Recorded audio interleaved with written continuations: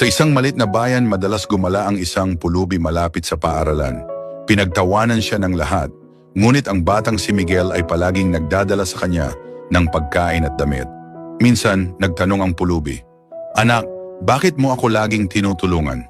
Sinabi ni Miguel, "Itinuro sa akin ang aking ina." Mapalad siya na nagpapakundangan sa dukha. "Ayokong magutom ka." Makalipas ang ilang taon, nagtrabaho si Miguel sa isang car dealership. Isang araw, pumasok ang pulubi.